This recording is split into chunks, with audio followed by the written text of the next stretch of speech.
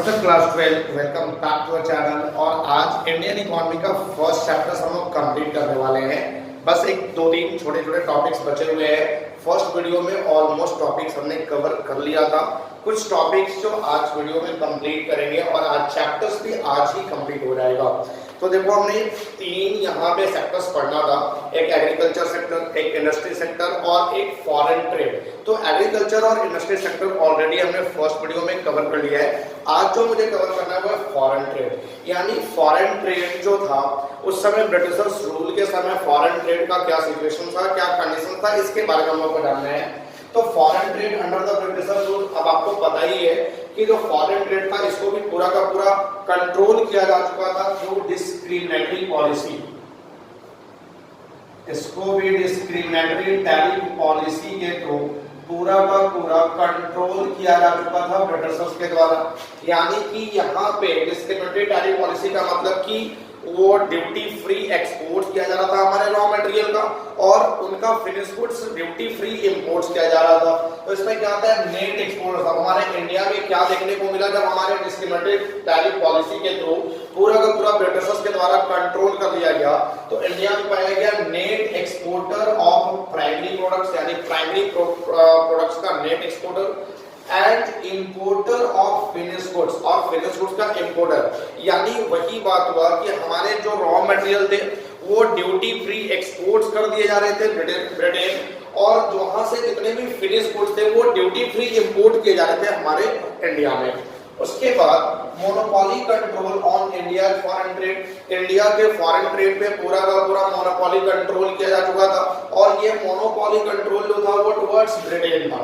यानी ये पूरा का पूरा ब्रिटेन की तरफ ही मोनोपोली ट्रेड था, पूरा का पूरा ब्रिटेन की तरफ था।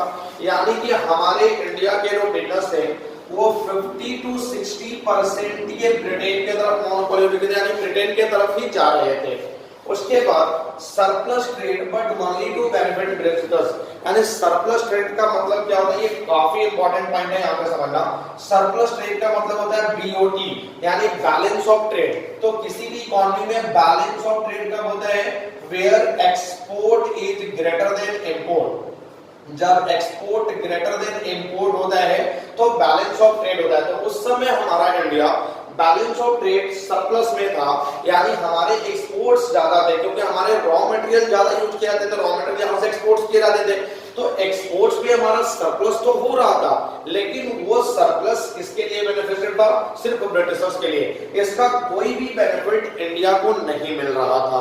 तो इस तरीके से हमारा जो भी फॉरेन ट्रेड था वो पूरा का पूरा डिस्ट्रॉय किया जा चुका था, पूरा का पूरा एक्सप्लॉइट किया जा चुका था ब्रिटिशर्स के द्वारा। अब उसके बाद नेक्स्ट हम लोग देखते हैं डेमोग्राफिक प्रोफाइल। अब डेमोग्राफिक प्रोफाइल का कंडीशन क्या था उस समय on the eve of independence. अब देखो डेमोग्राफिक प्रोफाइल का मतलब क्या होता है। डेमोग्राफिक प्रोफाइल का मतलब होता है कि हमारे कंट्री का या किसी भी कंट्री का जो बेसिक कैरेक्टरिस्टिक्स है उसको चेक करना, ताकि हम उसके आधार पे जज कर सके कि हमारा कंट्री कहां पे आके स्टैंड हुआ है।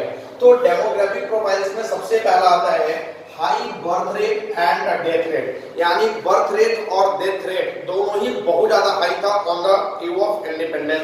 अब हाई डेथ रेट का मतलब होता है कि जो भी किसी फैमिली में कमाने वाला पर्सन है, इनकम जनरेट करने वाला पर्सन है, उसका डेथ हो जाता है। और हाई बर्थ रेट का मतलब कि बहुत सारा न्यू जनरेशन आना स्टार्ट होता है, यानी बहुत सारे बच्चे बर्थ लेना स्टार्ट कर देते हैं। तो यहाँ पे high birth rate and death rate का क्या मतलब हुआ कि बहुत सारे बच्चे आ रहे थे, बट उन बच्चों को संभालने वाला कोई नहीं था, क्योंकि जो फैमिली का खर्चा चलाने वाला था उसका तो डेथ हो गया। तो जनरेशन तो बहुत सारे आ रहे थे, बच्चे बहुत सारे हो गए, लेकिन उनको संभालने वाला कोई नहीं था। तो यहाँ पे इस सिचुएशंस में किसी भी कंट्री का डिपेंडेंसी रेट जो होता है ये काफी ज्यादा इंक्रीज कर जाता है, और डिपेंडेंसी रेट जब इंक्रीज कर जाता है तो बहुत ज्यादा एक्सट्रीम पॉवर्टी देखने को मिलता है, यानी गरीबी बहुत ज्यादा देखने को मिलता है। तो उस सिचुएशंस में हमारे इंडिया में on the eve of independence बहुत ज्यादा एक्सट्रीम पॉवर्टी भी देखने को मिला। नेक्स्ट हमारा क्या है, high infant mortality rate. Infant mortality rate भी काफी ज्यादा हाई था। इन्फेंट मोर्टेलिटी रेट का मतलब क्या होता है, the death of children under the age of 1 year, यानी 1 साल से कम बच्चे का जो डेथ होता है उसको हम बोलते हैं इन्फेंट मोर्टेलिटी रेट। तो ये उस समय अप्रोक्स 218 पर 1000 था, यानी 1000 बच्चे में 218 बच्चे का डेथ हो जाता था। बट आज के डेट में ये घट करके 34 पर 1000 पे आ चुका है, यानी अब 1000 में सिर्फ 34 बच्चे का ही डेथ होता है। उसके बाद लो लाइफ एक्सपेक्टेंसी, यानी कि जो एक्सपेक्टेंसी लाइफ का एक्सपेक्टेंसी था वो भी काफी लो था। काफी लो का मतलब कि अप्रोक्सीमेट 32 इयर्स था, यानी एक पर्सन मैक्सिमम 32 इयर्स से उसका लाइफ था, एक्सपेक्टेड लाइफ। बट आज के डेट में ये बढ़ करके 68 ईयर हो चुका है, यानी एक पर्सन अब एक्सपेक्टेड 68 ईयर का लाइफ जी लेता है। उसके बाद लास्ट है हमारा लो लिटरेसी रेट। अब लो लिटरेसी रेट का मतलब आपको पता ही है, वो पढ़ाई लिखाई वाली बात है। तो उस समय हमारा लिटरेसी रेट भी काफी कम था on the eve of independence, ये अप्रोक्स आपका 16% था, और अगर वुमेन की बात करें तो ये 7% ही था। तो यहाँ पे लिटरेसी रेट भी काफी ज्यादा लो था at the time of ewe of independence. तो ये सारे, अब यहाँ पे देखो एक चीज का ध्यान रखना कि जितने भी डेटा है वो डेटा आप लिख कर के आओ अच्छे से एग्जाम में, तो आपका कॉपी जो है वो काफी अट्रैक्टिव होगा। तो डेटा आपको कुछ जो मेन डेटा वो याद रखना है। अब उसके बाद हम लोग बात करें ऑक्यूपेशनल स्ट्रक्चर कि on the eve of independence हमारे ऑक्यूपेशनल स्ट्रक्चर्स का क्या कंडीशन था। तो देखो ऑक्यूपेशनल स्ट्रक्चर्स की जहां पे बात होगी वहां पे 3 सेक्टर्स होंगे। 3 सेक्टर्स कौन कौन से आपको पता है, प्राइमरी सेक्टर, एक सेकेंडरी सेक्टर और एक टर्शियरी सेक्टर। तो प्राइमरी सेक्टर, सेकेंडरी सेक्टर और टर्शियरी सेक्टर्स का क्या कंडीशन था on the eve of independence. सबसे पहला एग्रीकल्चर प्रिंसिपल सोर्स। अब यहाँ पे जो हमारा कंट्री था वो पूरा का पूरा एग्रीकल्चर बेस्ड था कि 72% लोग उस समय भी एग्रीकल्चर पे डिपेंड थे। बट इतना ज्यादा डिपेंडेंसी होने के बाद भी हमारा एग्रीकल्चर काफी बैकवर्डनेस था, एग्रीकल्चर काफी पीछे था, एग्रीकल्चर हमारा डेवलप्ड नहीं हुआ था। उसके बाद अगर मैं बात करूं इंडस्ट्री, तो यहाँ पे अगर देखा जाए किसी डेवलप्ड नेशन की बात करें तो कोई भी developed nation, most of the developed nation depend होते हैं अपने इंडस्ट्रीज पे, तो उनका ग्रोथ काफी देखने को मिलता है। बट हमारे इंडिया में टोटल उस समय on the eve of independence सिर्फ 10% लोग ही डिपेंडेंट थे इंडस्ट्री पे। तो इंडस्ट्रीज के रूप में हमारे पास बहुत ज्यादा ग्रोथ नहीं था, और जिस कंट्री में इंडस्ट्रीज नहीं होते हैं उसका ग्रोथ काफी स्लो होता है। तो हमारे इंडिया का ग्रोथ भी काफी ज्यादा स्लो था। अब आज के डेट में भी हम इंडस्ट्रीज के सेक्टर में बहुत ज्यादा आगे नहीं है, ऑलमोस्ट हमारा इंप्रूवमेंट हुआ है, इंडस्ट्री को लेकर के इंप्रूवमेंट है, काफी ज्यादा इंप्रूवमेंट है as compare to on the eve of independence. But जो एक होना चाहिए इंडस्ट्रियलाइजेशन वो आज भी नहीं है, और आज भी हमारी कंट्री दूसरे कंट्री के अपेक्षा काफी पीछे है in the field of industry. और तीसरा जो हमारा बच गया अनबैलेंस ग्रोथ। अनबैलेंस ग्रोथ का मतलब क्या होता है, देखो यहाँ पे 72% हम डिपेंडेंट थे एग्रीकल्चर पे और 10% डिपेंडेंट इंडस्ट्री पे। तो टर्शियरी सेक्टर मेरा क्या बच गया, वही 17 to 18%। तो टर्शियरी सेक्टर में भी बहुत ज्यादा डिपेंडेंसी नहीं था, टर्शियरी सेक्टर में भी हम बहुत पीछे थे। तो जहां पे भी अनबैलेंस ग्रोथ होता है वो इकोनॉमी काफी बैकवर्डनेस इकोनॉमी मानी जाती है, और जहां भी इकोनॉमी काफी बैकवर्ड होती है, काफी ज्यादा पीछे होती है, वहां पे इनइक्वालिटी देखने को मिलता है। अब inequality in the form of income भी हो सकता है कि इनकम के फॉर्म में, तो उस केस में हमारा जो था हमारा जो इकोनॉमी था वो काफी अनबैलेंस ग्रोथ दिखा रहा था, यानी कि कोई ग्रोथ ही नहीं हो रहा था। तो ये रहा हमारा ऑक्यूपेशनल स्ट्रक्चर्स का कंडीशन। अब उसके बाद एक टॉपिक आज के तो बचा हुआ वो था इंफ्रास्ट्रक्चर। अब देखो इंफ्रास्ट्रक्चर्स तो डेवलप किए गए थे on the eve of independence, भी इंफ्रास्ट्रक्चर्स काफी डेवलप किए गए थे, लेकिन वो हमारे फायदे के लिए नहीं थे, वो ब्रिटिशर्स के फायदे के लिए थे। कि जैसे रेलवे हो गया, पोर्ट्स हो गया, टेलीग्राफ, रोड्स, कम्युनिकेशंस भी ऑलमोस्ट उस समय डेवलप किए जा चुके थे, बट वो हमारे बेनिफिट्स के लिए नहीं थे।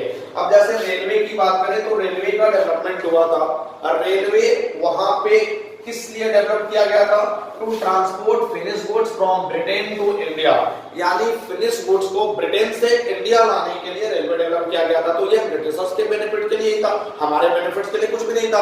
आज भले ही हमें रेलवे का बेनिफिट मिल रहा है, बट उस समय जो रेलवे था वो हमारे बेनिफिट्स के लिए बिल्कुल भी नहीं था।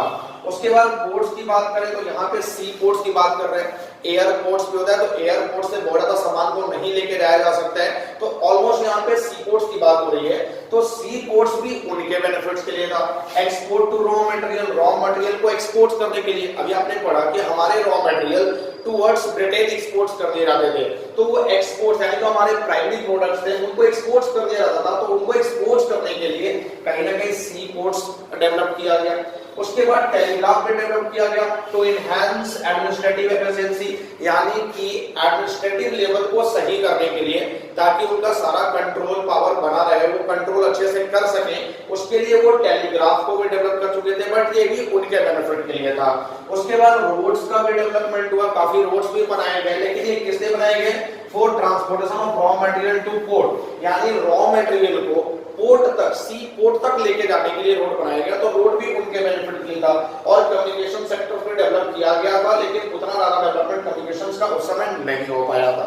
तो ये सारे इंफ्रास्ट्रक्चर डेवलप किए गए थे, लेकिन वो हमारे लिए नहीं था, वो ब्रिटिशर्स के बेनिफिट्स के लिए ही था। तो आई होप कि ये सारा टॉपिक्स आपका क्लियर हो गया। अब ये चैप्टर्स पे कोई भी टॉपिक नहीं बचा हुआ है। अब एक टॉपिक छोटा सा और इसमें आ सकता है कि इससे क्या कोई बेनिफिट इंडिया को मिला, तो देखो इंडिया को कुछ भी बेनिफिट इससे नहीं मिला, जनरली ये बेनिफिट इससे मिला, तो अब इसका बेनिफिट मिल रहा है। तो बेनिफिट्स आप एक बार बुक से चेक कर लोगे, बुक का लैंग्वेज चेक कर लोगे, वहां से क्लियर हो जाएगा कि इंडिया को क्या क्या बेनिफिट मिले थे। अगर उसके बाद भी कोई डाउट रह जाता है तो आप कमेंट सेक्शन में आ जाओ, वहां पे मैं आपका सारा डाउट क्लियर कर दूंगा। तो इसका आप प्रॉपर नोट्स बनाओ, इसको रिवाइज करो, और इसका टाइम टू टाइम आप देखते हुए हो, क्योंकि अगर एक बार नहीं देखोगे तो फिर आप भूल जाओगे। तो कहीं ना कहीं नोट्स बनाने के बाद उसका एक प्रॉपर रिवीजन भी करते रहो। अब इसके बाद बहुत जल्द हम लोग मिलेंगे नेक्स्ट चैप्टर्स के साथ, तब तक आप इसको पढ़ो, नोट्स बनाओ, और अगर किसी तरह का दिक्कत होता है कमेंट सेक्शन में मैसेज करो। Thank you.